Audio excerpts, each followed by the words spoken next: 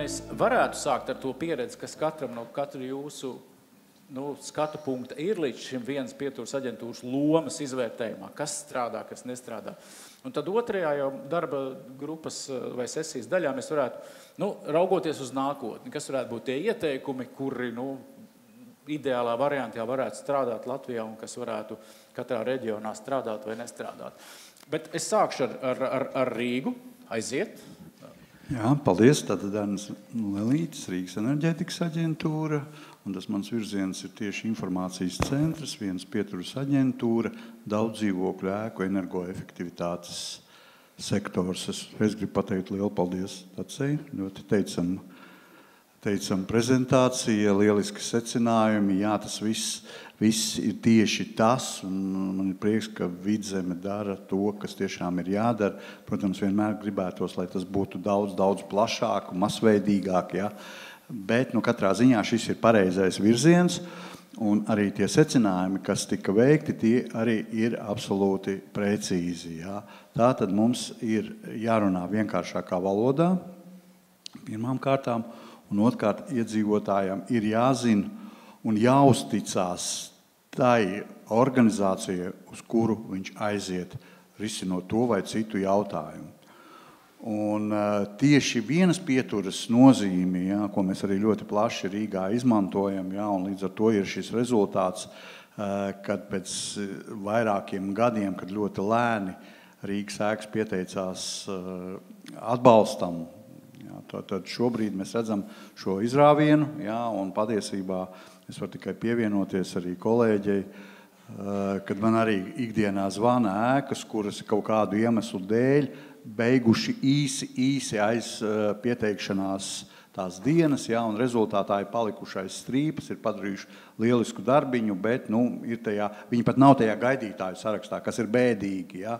Un tāpēc mēs arī nomokam gan ministri, gan pārējās organizācijas ar domu, ko mēs varam solīt, ja, lai nenoplaktu šis entuziasms. Jo mēs šobrīd esam tajā situācijā, kad iedzīvotāji sāk apzināties to, ka runa nav tikai par energoefektivitāti, ka mūsu kopējais ēku tehniskais stāvoklis ir tik bēdīgs, ja, kad tuvākajos 10-15 gados mēs vispār varam nonākt pie tādas situācijas, kad iedzīvotājiem nebūs kur dzīvot. Ja, un ko tad? Ja, jo šobrīd arī šie procesi visi ir tik finansiāli ietilpīgi, tāpēc, kad no sākuma mēs baudam tos augļus, ko šī ilgstošā nesaimniecība ir darījusi, kas pasliktinājusi ēku tehnisko stāvokli, un lai mēs kaut ko varētu energoefektivitātes jomā izdarīt, tātad sākotnēji mēs sakārtojam šo tehnisko stāvokli. Un šeit ļoti svarīgi ir vienas pieturas aģentūras loma, jo atnākot, teiksim, konkrēti Rīgas enerģētikas aģentūrā, tur ir mums ļoti viegla pirmkārt pieteikšanās, ja, tā tad ir šī lapa renovē.lv, kur ir podziņa, ko es vienmēr uzsveru, tādu piesakies konsultācijai, atverās kalendārs un var pieteikties šai konsultācijai sev izdevīgā laikā. Protams, mēs pieņemam iedzīvotājs arī klātienē, ja tas ir nepieciešams, ja, jo mums ir dažādi vecumi iedzīvotāji un ļoti bieži tomēr mums ir tas paradums, ka gribās parunāt aci uz aci ar cilvēku, ja, un to mēs arī darām. Ja, un tātad piesakoties šai konsultācijai, iedzīvotājs uzreiz var saņemt absolūti visu informāciju par to, kas ir energoefektivitāte, kāpēc tā ir vajadzīga, ja, vai apsaimniekotājs rīkojās korekti, ja, vai lēmumi par to, kā tie jāpieņem, kādā veidā jānoformē. Ja? To visu mēs varam izanalizēt vienā vietā un uzreiz sastādīt tādu, kā šajā gadījumā man ļoti patīk šis energogids, ja? Bet pēc būtības mēs sastādām ēkas atjaunošanas plānu. Līdz ēkas atjaunošanai fiziskā izpratnē, protams, vēl ir tāls ceļš ejams, jo sākot mums vajag pašorganizēties, pieņemt attiecīgus lēmumus, nodrošināt finansējumu, tā skaitā uzkrājumus, ar kuriem rīkoties, ja? Un tad mēs jau noejam pie tās sadaļas, ko mēs saucam par līdzfinansējumiem, ja? Kur, ko, kāpēc, kādā secībā, ja? Un uz tā bāzes mums veidojās tāds ceļš pirmie lēmumi ir tādi pietiekami grūti, ja. Šajā gadījumā Rīgas enerģētikas aģentūra principā ir ielikusi arī šajā pieteikšanās sarakstā, kad jebkurš daudzdzīvokļu ēkas iedzīvotājs, organizējot sapulci vai apsaimniekotājs, var saņemt Rīgas enerģētikas aģentūras speciālistu līdzdarību šajās kopsapulcēs, kas ir ļoti, ļoti tāds pieprasīts pakalpojums, tāpēc, kad Rīgas enerģētikas darbinieks pēc būtības ir neitrāls. Ja? Jo tā mēs izvairamies no tās situācijas, kad iedzīvotāji sāk apvainot apsaimniekotāju, apsaimniekotājs sāk taisnoties, ja? Un mēs aizējam prom no tās galvenās tēmas, ja? Ko tad īsti mums ir jādara. Ja? Un šajā gadījumā mēs esam kā trešā persona, ja? Kas gan tiesa var analizēt arī apsaimniekotāju darbības, ja? Vai arī ieteikt apsaimniekotājiem, kā pareizi rīkoties. Un šeit tāds viens no mūsu plusiem ir tas, ka ļoti daudzi apsaimniekotāji to ir sapratuši, un pirms viņi iet pie iedzīvotāji, viņi nāk pie mums uz aģentūru, un mēs jau kopā veidojam šo plānu, ja, tad ejam pie iedzīvotājiem, organizējam šo juridisko ietvaru, pieņemam lēmumus, apskatām iespējamos līdzfinansējumus, piesaistam speciālistus, palīdzam veikt pārunas arī ar arhitektiem, būvzraugiem, būvniekiem, ja, lai maksimāli šis projekts izdotos. Vai es pareizi saprotu, tad jūs nepametat to projektu līdz kamēr? Jā, līdz kamēr mēs saņemam šo atjaunoto ēku. Jā. Okay. Tā kā šeit mums vēl viens tāds ļoti labs pluss, jo Rīgas enerģētikas aģentūra piedāvā finansēt visu tehniskās dokumentācijas paketi. Ja, tas arī ir tāds sākums, ja, kurš mums ļoti palīdz darbā ar skeptiķiem, jo, kā jau mēs te runājam par šiem burkāniņiem, ja, tad šajā gadījumā piesakoties šīs tehniskās dokumentācijas vai daļas no tā dokumentiem, ja, uzreiz iedzīvotājs nevar pateikt nē. Ja. Jo parasti ir tas jautājums, kur mēs cīnāmies ar stereotipiem. Tas taču ir nenormāli dārgi. Kā mēs te pensionāri visu to samaksāsim? Nu, tas taču nav iespējams. Ja? Un tur noteikti kaut kādi kredīti. Un tad šeit viss ir ieinteresētās personas. Es domāju, man nav jāatkārtojās. Ja? Bet šis mūsu līdzfinansējums, viņš dod iespēju iedzīvotājiem saprast esošo situāciju. Ja? Galvenais dokuments, tehniskais atzinums, kāds ir ēkas tehniskais stāvoklis. Otrs dokuments, energosertifikācija. Ja? Okay. Un šie ir divi pamatdokumenti, uz kuriem mēs varam būvēt šo projektēšanas plānu. Ja? To var paplašinātāku veidot, var ekonomiskāku veidot. Ja? Bet katrā ziņā mēs zinām, par ko mēs runājam, un pretī mums ir cipari, kuri ir aprēķināmi, un ir daudz vieglāk strādāt ar iedzīvotājiem. Un to jūs līdzfinansējat? Jā. Lūdzu, Edgars. Jā. Jūsu pieredze? Jā, Arnis tik labi izstāstīja par Rīgu. Tad Saldus, respektīvais stāsts, ir noteikti dalīts ar 5, varbūt pat 10. Rehabitam bija tas, ko minēja arī piesakot mani, ir projekts, kur Saldus novada pašvaldība ir partneri. Un lūk, šī projekta viena no idejām ir strādāt ar mājasaimniecībām. Pamatā daudzdzīvokļu ēku mājasaimniecībām, kas ir enerģētiski nabadzīgas. Ja vienkāršiem vārdiem cenšoties paskaidrot, tās ir mājasaimniecības, kas vai nu nespēja nodrošināt savu komfortablus apstākļus, tāpēc, ka ēka ir tik tiešām tehniski sliktā stāvoklī, vai arī mājasaimniecība tāda, kura nespēja samaksāt par ēkai nepieciešamu enerģijas apmēru, un tas proporcionāli no viņu mēnešu ienākumiem ir diezgan liels sloks, 40–30%. Nu, lūk, un tad mērķis Saldus novada pašvaldībā esošajā projektā ir palīdzēt šīm enerģētiski nabadzīgām mājasaimniecībām.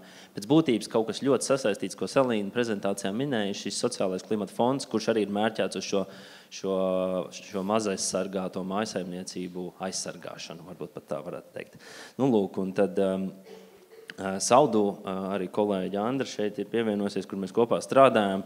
Saldus, Spānija, Grieķi nebija, vai ne? Horvāti, Bulgāri, darbojamies, lai palīdzētu šīm mājasaimniecībām. Un gadu atpakaļ projekta ietvaros mēs arī nosaucām viņš konsultācijas punktu, kas Saldu ir pieejams. Ja mēs runājam mērogos, protams, Saldu pēc statistikas ir 700 daudzdzīvokļu ēkas. Tas ir pilsēta, novads, kur ir 25,000 iedzīvotāji, pilsētā dzīvo 10,000, un tur ir brocēni pievienojušies, tur vēl 5,000 klāt. Bet, respektīvi, vairāk mazāk mēs runājam par koncentrētu dzīvojamo fondu pilsētās, un tad ir reģioni, kā mēs redzējām arī Dats prezentācijā, šīs skursteņmājas, kas savā ziņā jau uzreiz iekrītāji klasītāji, kas ir enerģētiski nabadzīga mājsaimniecība. Nu, tur dedzina, ko vien var sadedzināt.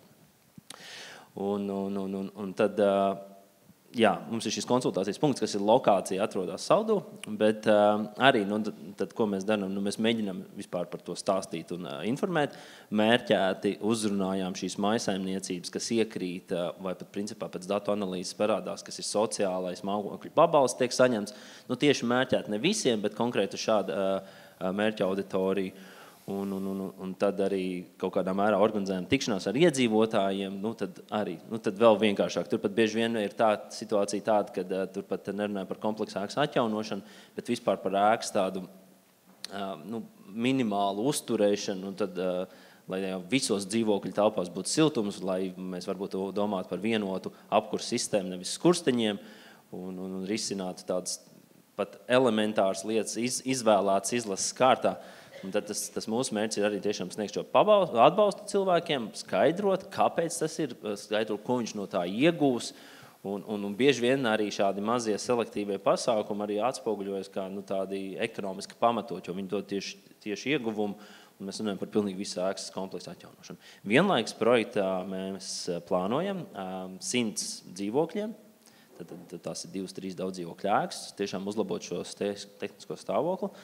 Un kaut kādā mērā tad būt klātesoši ar šādu veidu atbalstu pieejam no pašvaldības puses. Tas ir limitēts periods, tas ir līdz 27. gada beigām, kad mums tas projekts darbojās. To, vai tas turpināsies pēc tam, tas ir laika jautājums, un noteikti arī pēc tam diskusijas vērts, kā to turpināt. Kā to turpināt. Bet līdz šim, es saprotu, ir enerģētiski nabadzīga mājsaimniecība, bet varbūt tur blakus ir netik nabadzīga. Vai tā viena daudzdzīvokļu māja tā uzreiz ir parasti? Kā tas parasti? Kā jūs virzat uz priekšu? Mēs atlasījām īpaši sliktas ēkas tādas, kur tiešām kur tā sociālā struktūra ir, kur dominē sociāli aizsargāts mājsaimniecības, kuras ir pieteikušos mājokļu pabalstam, un mājokļu pabalsts viena no lietām sēdz enerģijas izmaksas.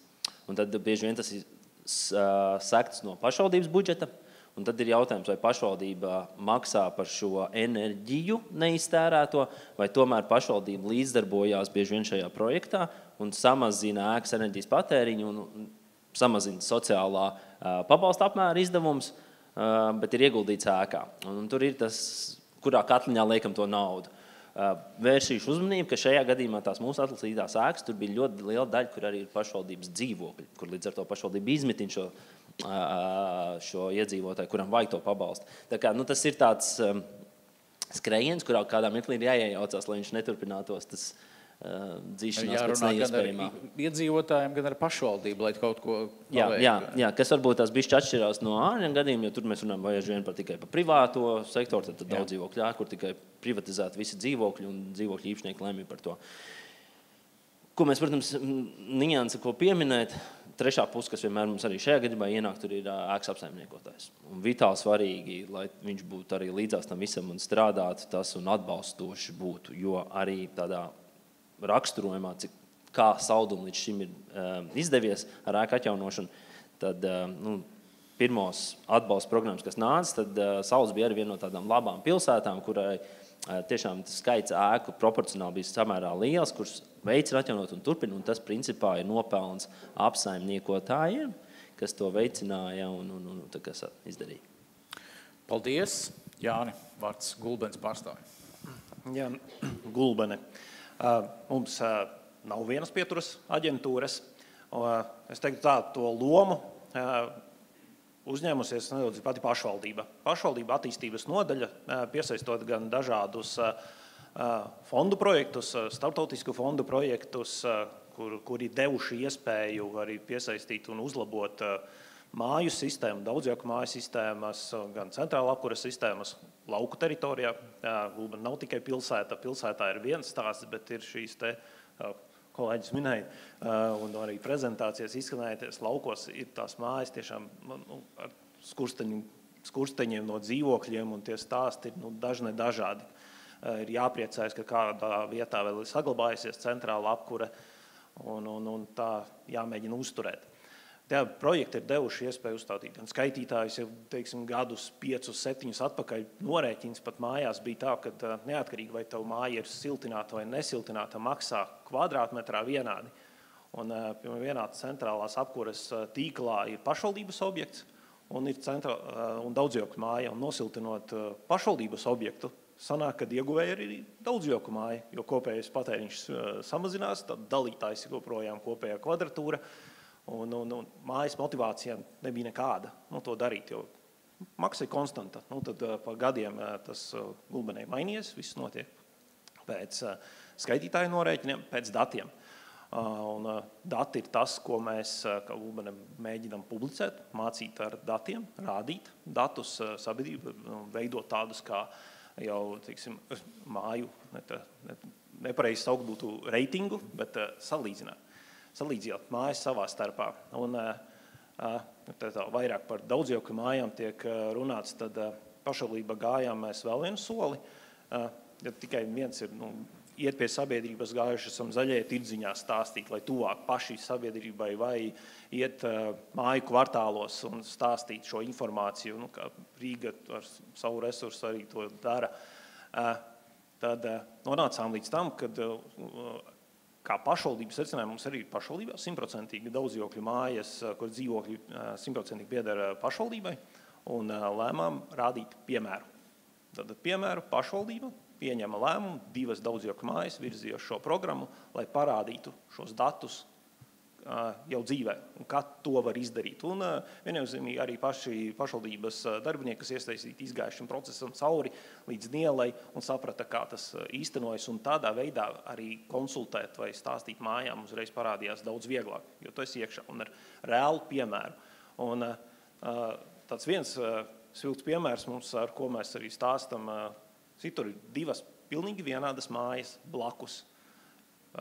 Vienā, diemžēl, nebija visi pašvaldības dzīvokļi, otrajā viena sērija, 21 dzīvoklis, un vienu mēs nosiltinām. Tiešām bija sociāli bēdīga māja, savulaik centrāla apkure atteikušies un ieviesām šo te energoefektivitātes projektu ar finanses atbalstu, un tagad mēs redzam pēc datiem, ka viena mūsu māja reitingā nosiltinātāja ir pirmajā vietā, un tā, kas ir blakus, tāds pats projekts, ir pēdējā vietā. Apkures rēķins atšķirās vairāk kā 4 reizes. Un kaimiņi savā starpā sarunājas, jo durvis ir pretī viena otriem, un tā informācija aiziet plašāk. Un, ko es vēl gribētu pateikt, paldies Energogidam un Vidzemes plānošanas reģionam par šo aktivitāti. Tas ir ļoti liels atspaids un pašvaldības resursa samazinājums, kad ir šāds projekts un vēl kāds atbrauc bez jau ierastiem ikdienas pašvaldības darbiniekiem no malas un izstāsta to pašu, un tad tā uzticības līmenis arī vietējiem administrācijas darbiniekiem paaugstinās. Taisni, varbūt gribēju pajautāt, ir tās Eiropas Savienības direktīva vadlīnijas, kādai jābūt pārklājumam ar viens pieturas aģentūrām tā tālāk. Tas, ka ir Energogids Cēsīs centrs, gan Valmiera, gan Cēsis. Gan Valmiera, gan Cēsis. Tad tas dara arī un strādā arī Gulbenes gadījumā. Es teiktu, ka mans personīgais viedoklis, domāju, ka katrā pašvaldībā uz vietas lokāli vajadzētu šādu te energogidu vai aģentūru, kas ar šo te nodarbojas, un lai cilvēkam viņš ir ļoti tuvu pieejams. Viņu var aiziet un satikt. Viens ir sazvanīt, ar Zoomu, mūsdienu tehnoloģijas, visu ko, bet kad tu esi tūmā un spēj dot šo informāciju. Bet tas, ka to dara pašvaldības attīstības nodaļa, tas nav viens un tas pats, vai jūsuprāt, ir kaut kas jāmaina? Pašvaldībai budžeta ietvaros trūkst tāda resursa, kad šāds te profesionāla komanda vai pat cilvēks to spētu sniegt, kvalitatīvāk, kad tāda attīstības nodaļa plaša spektra speciālisti, kuriem jāzina par ceļu būvi, par ēku būvi, par visu kaut ko, un tu neesi līdz nielai iekšā tieši tajā vienā sadaļā. Kad ir tāds viens profesionāls, var viņš būt arī pašvaldības cilvēks, kā aģents, tādai aģentūrai un sniegt šo informāciju tādu uz Gulbenes novadu, jā, varbūt arī stākotnēji ar vienu cilvēku, kurš tikai ar to nodarbojas, būtu pietiekoši. Paldies. Valmieras namsaimnieks, jūsu pieredze. Halo. Es atkal gribētu nedaudz oponēt, jo man gribās teikt, viens pieturas aģentūra jau nedos to rezultātu. Kā vienmēr ir jautājums par to, kādi tie cilvēki tur strādā, vai viņiem iedzīvotāji uzticās vai neuzticās. Jo tas Valmiera namsaimnieku piemērs, tepat nesen, pirms pāris gadiem mūsu pārziņā pārnāca sedas mājas. Mēs Valmierā, kā teikt, aktīvi renovējāmies, un tur iedzīvotāji mūs pazīst un zina. Un renovācija iet, kā teikt, uz urā, jo kaimiņš paskatās, kāpēc man vēl māja nav nosiltināta, ja blakus jau ir nosiltināta, jo mēs iepriekš tādu lielu darbu izdarījām, kad mēs gājām pie iedzīvotājiem un stāstījām. Šobrīd jūs patērējiet siltumu tik un tik, par to jūs maksājat tik, norenovēsiet, jums būs ekonomiskais iegūms, kā arī otrs, sataisīsim māju un, attiecīgi, jūsu īpašums būs krietni dārgāks un to tirgu varēs nepieciešamības gadījumā pārdot, ieguldījums tam ir investīcijās. Bet par to sedu runājot, ir tā, arī mēs pārņēmām sedas mājas un izveidojam tā kā savu pārstāvniecību uz vietas ar cerību, kā teikt, iedzīvotie nāks, runās un diskutēsim par tām lietām, bet tas nestrādāja. Un tad mēs sapratām, ka tāpat kā Valmierā, kuri māja vecākie, kuri mums tomēr ir tāds uzticības personas, mums sedā jāatrod cilvēks, kuram iedzīvotāji uzticās. Un tādu cilvēku mēs atradām. Un tas jautājums, kā teikt, kardināli mainījās.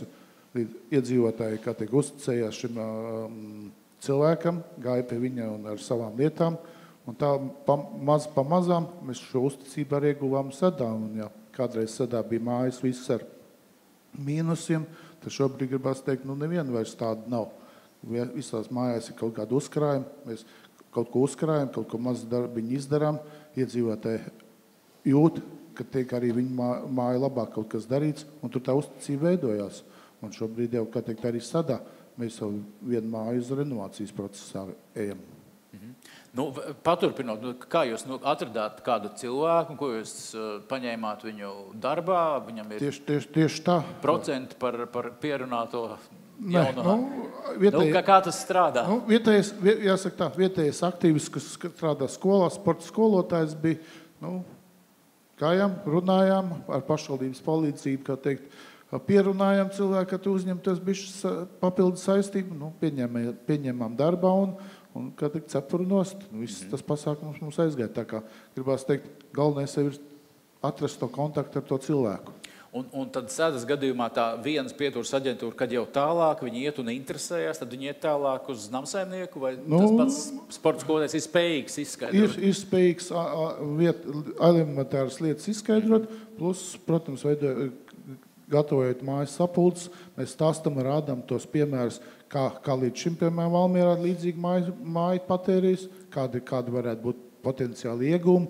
Protams, stāstam, ka tas ekonomiski neatmaksāsies tuvākajos 10 gados, bet cilvēkam tā apziņa bišķi sāk veidoties, ka tas tomēr ir viņa īpašums, jo sad ir bijis kādreiz tāds sadas purvu, kā teikt, tas ir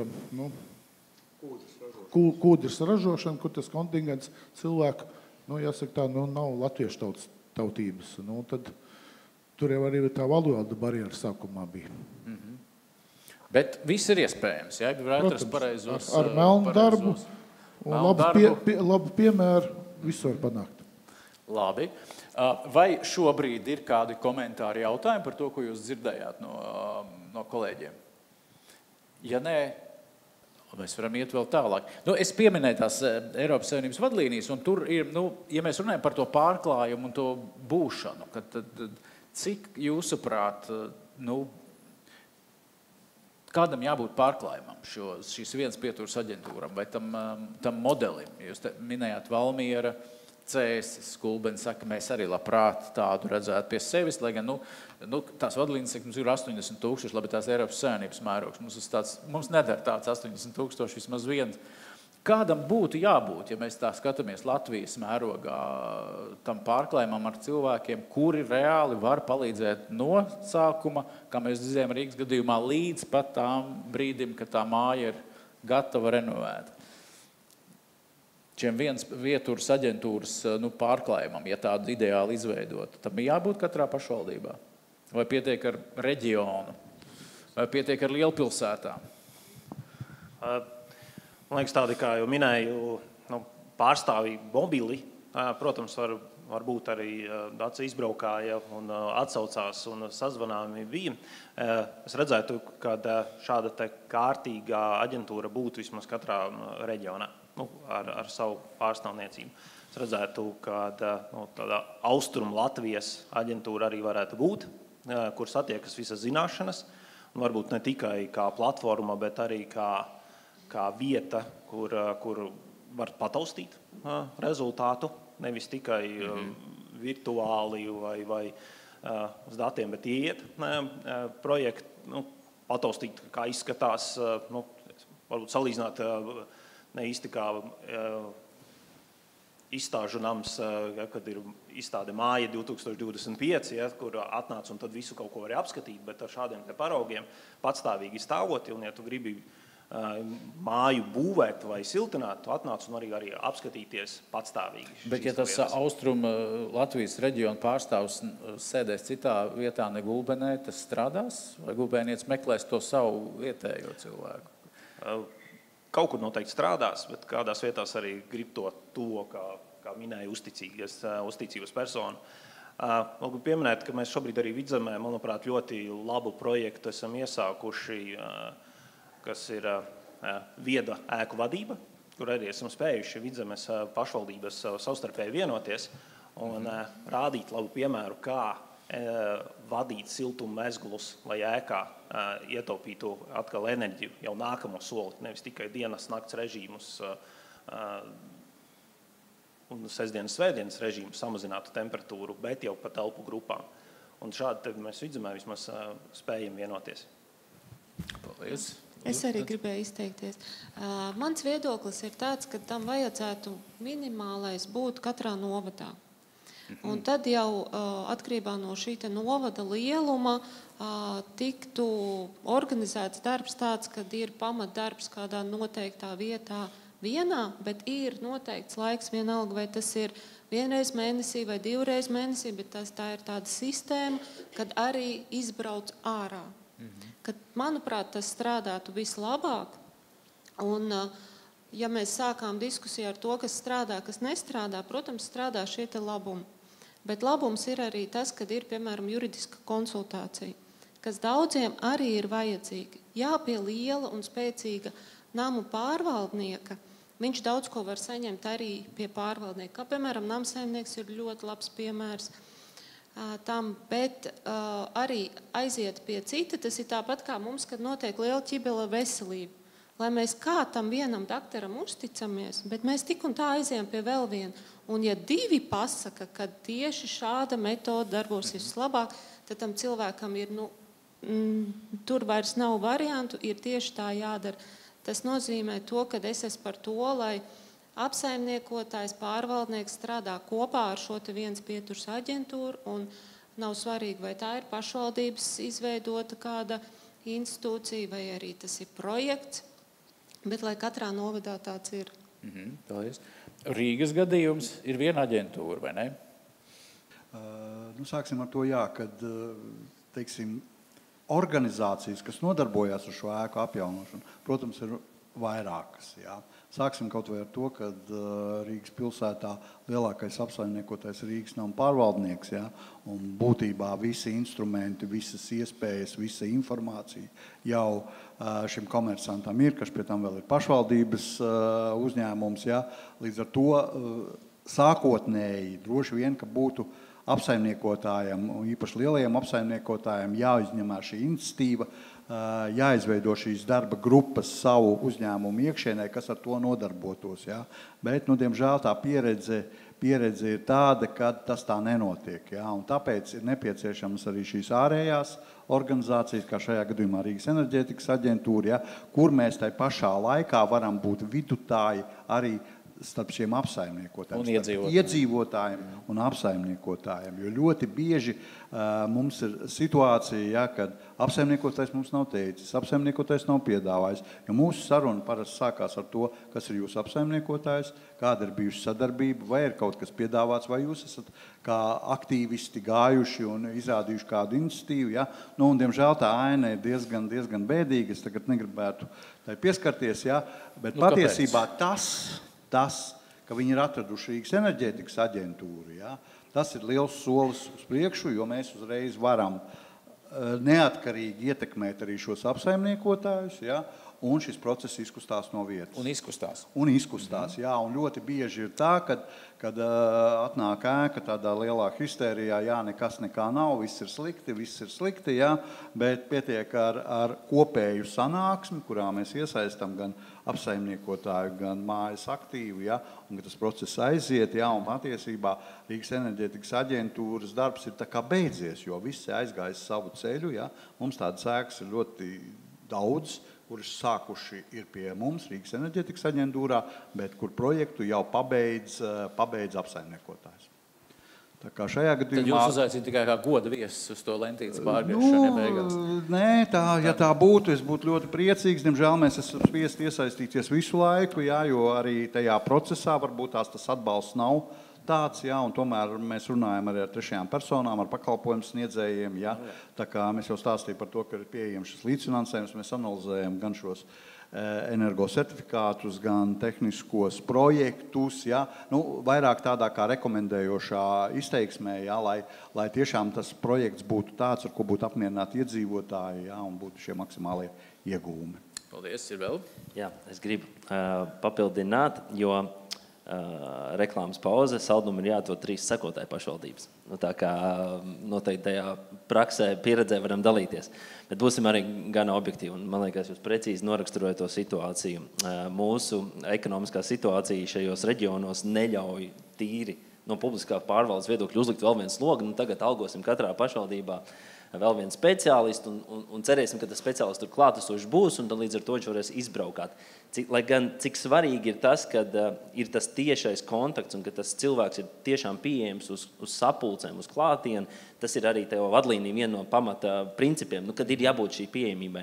Bet mana doma būtu pat 2 tādas. Viena ir tas, kad katrā tādā cienīgā reģiona pilsētā ir apsaimniekotāji, ēkas pārvaldnieki, kā Valmieras namsaimnieks, kas ir pietiekami kompetenti jau sākotnēji sniegt to pirmo uzticības informācijas vilni, parādīt, kuru ceļu iet un ko darīt. Pēc būtības pārvaldniekam būtu jādod šis mājas atjaunošanas plāns jau pa soļiem, ko daram un kā virzamies uz priekšu. Tas būtu tā kā ilgtermiņa skatījums, ko tiek prezentēts iedzīvotājiem. Un tajā brīdī tiešām, kad vajag šo uzticību radīt, tad ir tāda dace, kas pārvalda reģionu un apvieno 10 pašvaldības un dodās un iedod šo vidutāju skatījumu un precīzi tā kā iznes to lomu, varbūt ar vēl kaut kādiem citiem vārdiem. Bet, respektīvi, tas gala iedzīvotājs beigās saprot, ka man tur nepūš pīlīts ausī un es tiešām to varu darīt tādā veidā.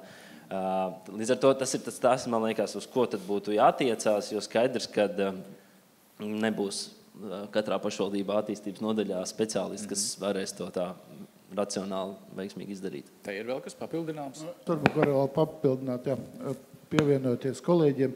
Nu, diezgan vai tas būs risinājums viens cilvēks katrā pašvaldībā, jo, jāsaka tā, viens nav karotājs.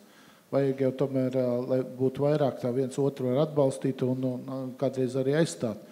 Te Valmieras piemērā ir tā, mēs tieši tā konsultējam ne tikai savas mājas, bet arī biedrības, kas Valmierā jau izrādījuši interesi un palīdzam. Citreiz mājas pārnāk pie mums, un mēs to renovācijas procesu izvedam, un pēc tam atkal māja aiziet varbūt projām. Citreiz, kā tik mums tā sadarbība izveidojās un paliek. Jo viens jau ir, nekas jau nebeidzās ar mājas renovācijas procesu. Tālāk jau ir garantijas darbi. Un būsim godīgi, ik pa laikam celtnieki kaut ko nogrēko. Un tas garantijas laikā ir vajadzīgi tomēr uzraudzīt un sekot līdzi, lai tas process tomēr būtu ilgtermiņā dot to pienesumu. Un jūs to varat profesionāli izdarīt, sakot līdzi. Un tāpēc ir vajadzīgs tas tomēr nevis viens cilvēks, bet ir vajadzīga vesela komanda, kas ar to strādā. Viens mazs papildinājums drīkst. Pamatā pašvaldībās jau šobrīd ir energo pārvaldnieki, un tajā brīdī, kad arī energogits radās, tā doma bija, ka šie energo pārvaldnieki ir bieži vien jau pašvaldībās eksistējoši darbinieki, kas savā ziņā jau daļai zina to drēbu, un tad viņi būtu kā organizācijas šis zirneklis par reģioniem, kur apvienojās, piemēram, vidzemes plānošanas reģions apvieno šos energo pārvaldnieks, kas nodrošina jau tādu lokālu informāciju. Tas bija arī viena no tām domām, kas man liekas izskanēja kādā mirklī, kā veicināt šās vienas pieturas aģentūru racionālu ieviešanu Latvijas pašvaldībās. Jā, bet šis ir ļoti labs piemērs, un tas būtu ļoti labs variants, bet arī katra pašvaldība darba savam.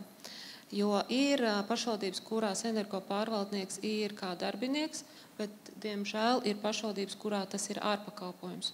Un līdz ar to katra pašvaldība ir tik īpaša un tik atšķirīga, kad šeit ir jāskatās, kas der kurai pašvaldībai, jo šeit ir tas, ko jau pirmie runātāji teica. Kas der vienam, neder visiem. Ir jāsaprot, katra ir tik ļoti dažāda, tāpēc Rīga vispār ir cits stāsts, tā ir puse Latvijas. Bet arī visa pārējā mums otra puse iedzīvotāji, kad ir sadalīti par pārējo teritoriju, ir tik unikāls, kad šeit ir, manuprāt, iedzīvotāju skaits ir arī nozīmīgs faktors. Un pārējais jau ir, tas novadā viens, tas būtu minimums, un pārējais jau ir atkarīgs no pašvaldības specifikas.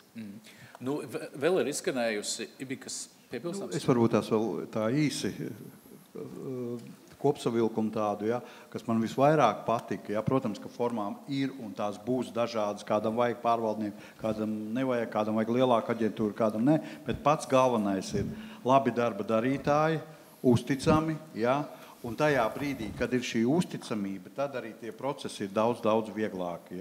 Lai mums nevelkās aiz muguras tā kaut kādu iepriekš neizdarīto darbiņu lente, kura pēc tam arī visus mūsu labos centienus nonivilē. Tas ir svarīgi. Ko es dzirdēju arī īstenībā konferences pirmā daļā, ka šo lomu varētu pildīt finanšu institūcija Altuma. Kaut kādā mērā šo informācijas sniegšanu, konsultācijas. Jā, nē, tas strādātu jūsu reģionā, pilsētā? Es uzreiz varu atbildēt, varbūt tās, ka nē. Tas tā nevar strādāt, jo Altums, viņš pēc būtības ir viens pieturas aģentūra, viņi nodrošina šos finanšu instrumentus, bet šeit ir visbūtiskākais darbs ar pašiem šī pakalpojuma saņēmējiem, tātad ir daudz dzīvokļu ēku iedzīvotājiem. Ja nav šī darba, un, diemžēl, Altums to neizdarīs, un tā varbūt pat nav Altuma funkcija. Tāpēc ir apsaimniekotājs, ir mājas aktīvisti, biedrības, kuras pēc tam var vēsties šajās aģentūrās, kuras var šo procesu palīdzēt novadīt. Bet tai iniciatīvai tik un tā ir jānāk no iedzīvotājiem, un tas viss ir priekš iedzīvotājiem. Labi. Tagad būtu laiks kādam jautājumam, kādai piebildei, komentāram. Lūdzu, kam ir mikrofoniņš, tas, kurš nav piesprādzēts. Tas nav piesprādzēts, ļoti labi. Kā jūs sauc? Labdien, mans vārds Ivars Kalvis, un es esmu mājokļu vides departamentu mājokļu kompetences centra vadītājs. Un mēs ikdienā ļoti labi sadarbojamies ar Arni Lelīti, un šos jautājumus arī aprunājam daudz. Un es vienkārši gribēju padalīties nesen biju pieredzes apmaiņas braucienā uz Viļņu. Tieši šajā jautājumā un Viļņas, piemēram, vienas pieturas aģentūra šo procesu nosedz tādā apmērā pat, ka līdz tādai detaļai, ka, piemēram, ja pilsētas arhitekts ir izvēlējies šādu krāsu tonu akmens masas flīzēm, kāds katalogā nav, tad viņi strādā, piemēram, pusgadu meklē vai nu jaunu piegādātāju, vai nu bezmazai panāk, ka esošie panāk šo specifisku oranžo, ka viņi uzražos priekš šīs 1, 2 vai 5 ēkām dzīvē redzēt tādas variants. Tā kā tie ir risinājumi, tas pasākumu cikls ir vismaz Viļņās, ir līdz atslēgām un vēl tālāk. Bet tas ir ļoti liels detaļas. Jā, viņi arī strādā aģentūrā 40 apmēram cilvēki. principā šobrīd jau praktiski paši sevi spēja atmaksāt, jo viņiem tā dalības maksa iedzīvotājiem, cik viņi minēja, bija 5 eiro par kvadrātmetru. Ja mums tās attiecināmās izmaksas ir procentos, līdz 3%, kas, manuprāt, īsti nav taisnīgi, jo pieaugot, piemēram, izmaksām būvniecības, tev automātiski sadārdzinās arī projekta vadības pakalpojums, kam idejiski nevajadzētu notikt, jo pakalpojums pats jau nepaliek dārgāks. Ja? Tad viņi piesējuši to pie kvadrātmetru izmaksām un, principā, ar to savu darbību, apmēram 200 mājas gadā renovē, jau paši nodrošina savu tā kā finanšu esību. Tad tur tas process aizgājis mazliet tālāk. Mazliet savādāk, bet viss notiek, un mums arī viss notiek, tikai sadrumstalotāk, bet ir tāda opcija, kā kaimiņu galvaspilsēta to izdara tā kā, līdz krāsu kodam. Līdz krāsu kodam. Paldies par pieredzi stāstu. Ļoti interesanti. Ir vēl? Jā, es varbūt uzreiz papildināšu Ivaru. Jā, tas ir ļoti labs piemērs, jā, pie kā Rīga arī vēlās strādāt, bet tā ir pēc būtības pilna kompleksa projekta vadība, jā, ko, diemžēl, mēs kā pašvaldības aģentūra šobrīd nevaram atļauties, jo tomēr mēs esam brīvajā tirgū. Jā. Bet patiesībā šis rīcības modelis ir ļoti labs, jā, kur šīs iezīmes jau bija šajā plānošanas periodā, kur teorētiski Altumā varēja gan pasūtīt tehnisko dokumentāciju, gan arī saņemt šos līdzekļus. Jā. Jā, bet tas ideālais variants būtu, jā, kad atnāk iedzīvotājs, atnes savu lēmumu par to, ka es vēlos, jā, un principā viņš saņem gatavu māju. Jā, tas būtu ideālais variants, uz ko mēs kā aģentūrā gribētu tiekties.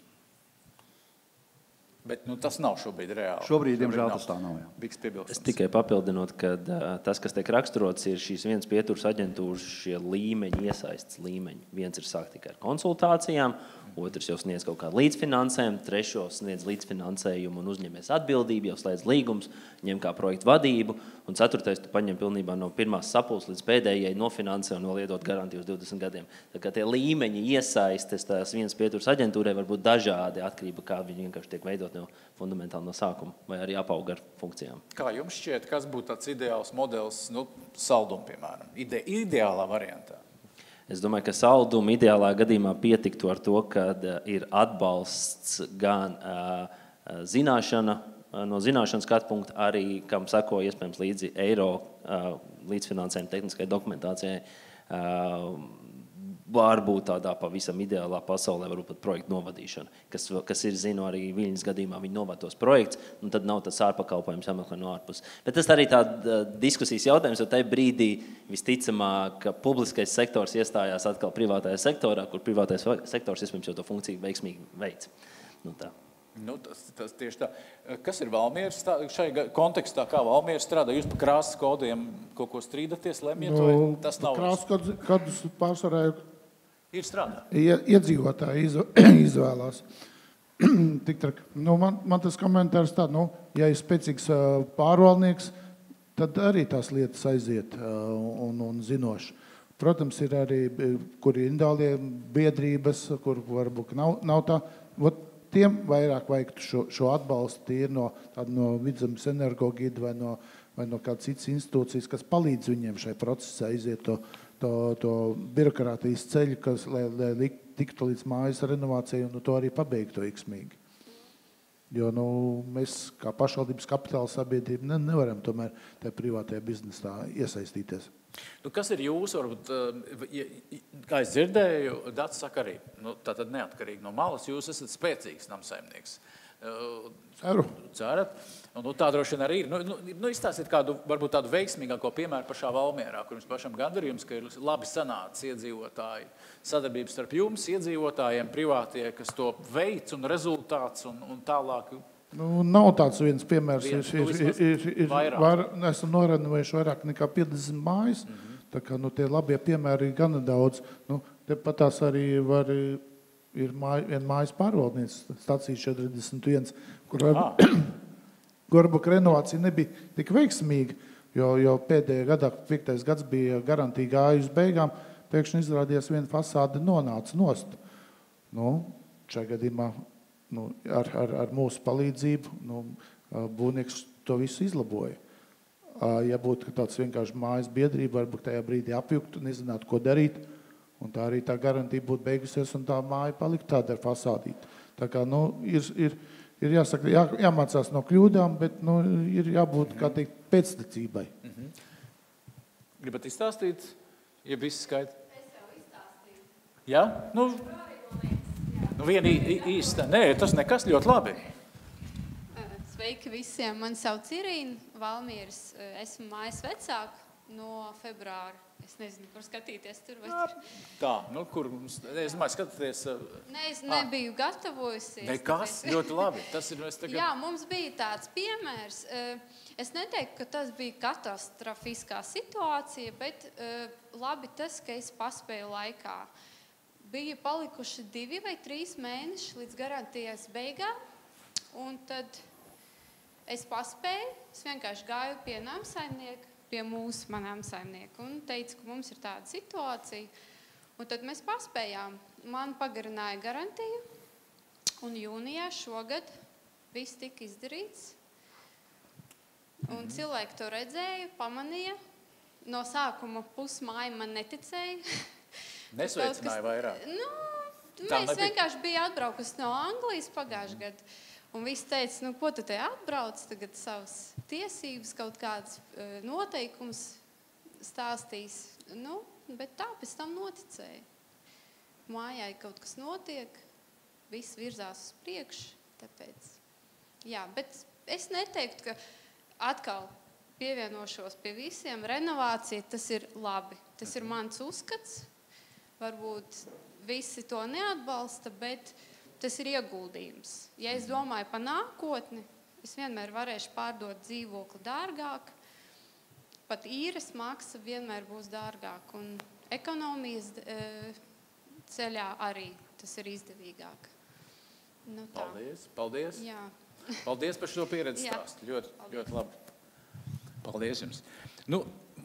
Mums ir vēl laiks, bet mēs varētu šobrīd mēģināt to kopsavilkumu izdarīt tādā veidā, ka ir kaut kādi projekti. Es saprotu, ka Energogits arī tam ir konkrēts finansējums, kas beidzas un tālāk. Ir jādomā, kā darboties un uz kā to balstīt. Ja pamodelē, kāds ir tas ideālais variants? Un droši vien arī vēl viss, ko es nepajautāju, kam būtu jābūt viens pieturs aģentūrām, tās lomā, tās jēgā, ko jūs vēl piebilstu, kam būtu jābūt un jānāk klāt, lai tās funkcionētu, nevis ķeksīšu pēc, bet tiešām pēc būtības labi, liederīgi un par labu tam, lai tas projekti iet uz priekšu, kā mēs dzirdējām, tas ir ekonomiski izdevīgi un visiem ērti. Sāksim ar Jāni. Jā, ko te daudz piebilst? Jā? Šeit mēs ļoti daudz jau izrunājām, un principā es saprotu, ka mēs visi esam uz viena viļņa, jā, kad tas ir jādara tādā vai savādākā formā, jā, un mēs arī redzējām dažādas situācijas, jā, kuras var rasties biedrības pārstāvjiem, ar kurām grūti varbūt tikt galā, varbūt tā arī ir mazliet šī vienas pieturas aģentūras loma, kas varbūt šos juridiskos jautājumus mazliet sakārtot, ja, ko es gribētu vairāk, ja, lai šī aģentūra, lai tā nebūtu izrauta no kopējā konteksta. Ja mums ir pilsēta, lai visas ieinteresētās un ar to saistītās iestādes, ja, deleģētu savas zināšanas pirmām kārtām jau, ja, uz šo aģentūru, ja, un tiešām šis apmeklētājs, iedzīvotājs, pakalpojumu saņēmējs, ierodoties šajā aģentūrā, lai viņš vienā vietā jau varētu saņemt visu šo informāciju, kā rezultātā viņš varētu izvēlēties, kur viņam tālāk iet. Jo, ja mēs raksturojam to Rīgu, ja, ir pašvaldībā ļoti daudz iestāžu, ir dažādas programmas. Vieni atbalsta to, otri citu. Jā, tur ir vēsturiskās mājas, tur ir daudz dzīvokļu māju, energoefektivitāte, dokumenti tādi un šitādi. Jā. Tad uz ko mēs ejam? Kad atnākot uz Rīgas enerģētikas aģentūru, jā, tad jūs saņemat visu šo informāciju. Un mēs jau uzreiz dodam šīs rekomendācijas, kā vajadzētu pareizi rīkoties un kādu ceļu iet. Tāpēc tas, ko es vēlētos, jā, lai nebūtu šī pretestība no citām iestādēm, lai tās visas zināšanas saticētu vienā, vai mēs viņu to nosaucam par kompetences centru vai par viens pieturas aģentūru. Tam pēc būtības nav tik liela nozīme. Galvenais tā, lai iedzīvotājs atnāktu, saņemtu informāciju, jo viens, kas mums visiem pietrūkst, varbūt pilsētās, reģionos, varbūt tas ir mazāk, bet Rīgā visu laiku, lai cik daudz mēs nestrādātu. Mums braukā trolejbusi, kur rakstīts renovē, saņem naudiņu, nāc tūlīt, un tik un tā es saskaros katru dienu, atnāk cilvēks, es pirmoreiz dzirdu par to. Tiešām es varēju saņemt šo atbalstu, tiešām, ja? Mēs tikko uztaisījām to energo certifikātu, kā mēs varējām saņemt naudu. Un man dažreiz liekas, kur vēl vairāk, visi gludekļi runā, bet, acīm redzot, mums vēl vairāk ir par to jāstāsta par šiem iegūmiem, ļoti labi strādā, un pats galvenais, kas šobrīd mums ir prakse, ja? Tātad mēs varam vienkārši Rīgā aizbraucam uz Mežciemu vai uz kādu citu apkaimi, mēs varam nofotografēt 2 mājas, un nevis tur kaut ko stāstīt, cik tas ir labi vai slikti, bet vienkārši parādīt rēķinus, ja? Tas ir mīļākais slaids iedzīvotājiem, viņi saka, tas tā nevar būt. Tas tā nevar būt. Kā, ar visiem kredītiem tā māja maksā mazāk? Jā, tā ir tā patiesība. Tā ir tā vienkāršā valoda, tie ir tie fakti, kuri var pārliecināt iedzīvotājus, un pēc tam visi tie pārējie mūsu klimata mērķi arī tiks sasniegti. Paldies, Dace. Jā, es gribētu teikt to, ka strādā tas, kas šobrīd ir iesākts. Ja mēs salīdzinām nevis sevi ar citiem, bet ar sevi pirms gada, pirms 2, pirms 5, tad es gribētu teikt, ka gan nama apsaimniekošana, gan māja atjaunošana attīstās. Tas, ko es tikai gribētu, lai tas temps būtu ātrāks. Virziens ir ļoti pareizs. Mums vienkārši ir jāaudzē muskuļi, tas, ko mēs darām, ir jādara vairāk. Tie, kas runā Eiropas komisijā, ir jāmēģina dabūt vairāk naudas tam, konsultācijas jādara vairāk, jāiet pie dzīvokļiem un jākonsultē vēl vairāk. Tātad virziens ir ļoti pareizs. Ir tikai jākustās ātrāk un visiem jāstrādā kopā. Tad, teiksim, energogits, cik jūs gribētu, lai jūs būtu vairāk, lielāks štats, vēl viens, elektroauto, viens konts Facebook? Ja mēs runājam katrs par sevi, tad tas, ko es redzu, es gribētu, lai vismaz ir tāds pilnas slodzes darbinieks, vai tas pietiktu ar vienu, bet tas vismaz būtu sākums. Tātad tas, ko mēs darām, ir vienkārši ir vajadzīgs lielāks resurss un ir jāturpina esošais ceļš, bet ar lielākiem jau gan finanšu līdzekļiem, gan zināšanas mums tāpat nāk klāt. Vienkārši mums ir vajadzīgs lielāks resurss un vairāk darbību. Paldies! Edgars. Jā, tas, ko Saldis var teikt, ko mēs iemācījāmies jau pa gadu, ir vienkārši cerība, kad uztaisot šādu konsultācijas punktu, ka tagad visi nāks, tāpēc, ka viņiem bēkšņi gribās zināt baigās zināšanas, īsti tā nestrādā, noteikti nestrādā. Un ir jāatrod veidi, kā tikt līdz cilvēkiem. Un kontekstam no Saldus un Brocēniem. Brocēni bija šķiet viena no pirmajām daudzdzīvokļu ēkām Latvijā, kur atjaunoja. Tas bija 2000. gads, kur vācu līdzfinansējums nāca un tur atjaunoja. Un tur atjaunoja pēc tam noteikti radās Latvijas slavenākais mīts, kad atjaunot ēku ar putuplastu pelēm. Un tas ir 20 gadus pēc kārtas turpinājies. Tiešām izmantoju šo putu polistoru un tādā veidā atjaunoju šīs ēkas un neatjaunoju ventilāciju. Un kopš tā mirkļa Brocēnos nebija atjaunot neviena ēka. Un tad mēs šovasar tikāmies iekšpagalmā, un tur mums bija, mēs vienkārši nolikām telti iekšpagalmā, paaicināja vienu māju, kas kustējās uz atjaunošanu, un pabrīdinājām bērniem, un nolikām konču, un teicām, atnes savu vecāku, dabūsi konču. Un viņš aizskrēja un bija tik laimīgs, un mums sanāca pilns pagalms, 40-50 cilvēks starp tādām 4 daudzdzīvokļu ēkām. Mēs tik sirsnīgi izrunājāmies no tā viedokļa un skaidrojām vienkārši. Un tad arī, protams, ir šie pārmetumi apsaimniekotājiem un tā. Bet pēc būtības tas parādīja to vēlmi cilvēkam saprast, kāpēc, ko, kā, kur un ar ko vispār sākt. Un tas parāda to fundamentālo vajadzību runāt. Un tad vēl viena tāda lieta, ko Saldus izdarīja jau 2 gadus atpakaļ. Mēs paaicinājām, uztaisījām daudzdzīvokļu ēku fórumu. Un ja es Saldū dzīvo 10-11 tūkstoši iedzīvotāji, tad uz šo fórumu mērķa autori bija apsaimniekotāji, biedrība vadītāji. Mums ierodās 100 cilvēku. Mēs esam pārsteigti, cik forši. Tas parāda to, kad interese ir. Mēs uztaisam darbdienas vakarā kopā pašvaldības ēkā. Mums pat atbrauc no ekonomikas ministrijas Mārtiņš Auders, mājokļu politikas departamenta vadītājs. Un līdz ar to salikām kārtīgu darbu kārtību ar domu tādu, ka cilvēkiem būs vērtīgi. Un viņi ieradās un gribēja. Un tad tas nākamais solis, ko būtu domāt, ir ne tikai stāstīt, bet īstenībā ar viņiem taisīt diskusiju, dialogu, kā tālāk šķetrināt visus sasāpējušos jautājumus un tādā veidā. Tā kā ir jārunā. Jebkurā gadījumā vienmēr būs saruna, un sarunas laikā mēs gāžam mītas, un sarunas laikā mēs sniedzam patieso informāciju tālāk. Tad ar cerību, ka kāds projekts līdz galam arī aizies, vai ne? Jā, tieši tā. Un tad tajā brīdī arī aiziet, tas ēkas atjaunojās, un cilvēki ir laimīgi. Jānis. Jā, mēs Gulbenē ļoti līdzīgi saldu, un tās tikšanās tiek organizētas. Bet ko papildināt no tā visa ir svarīgi arī tāds ilgtermiņā redzējums, arī finansējuma avoti. Viens var būt stāstījums, izrunāšana, bet joprojām ar 100% savu finansējumu tas atmaksāšanās periods, un mēs rēķinam atmaksāšanās periodu. Ir svarīgi, protams, māju uzturēt, pieaug vērtība, bet arī rēķina katrs savu maku. Un, ja mēs zinām ilgtermiņa plānu, 7 dienās nauda beidzās, ko tālāk? Un tad atbildīja no pašvaldības, kā te minēja iepriekš diskusijās, es nezinu, kad būs, vajadzētu zināt, kad. Vismaz kad, vai cerību, vai kaut kādu ilgtermiņa plānu, stratēģiju. Un vēl viens tāds faktors arī, kad pa daudzdzīvokļu mājām vajadzētu arī tādā ilgtermiņā vienlīdzīgi katru gadu to naudu pludināt ekonomikā. Kā zinām, kādu periodu nav, tad izsludinām.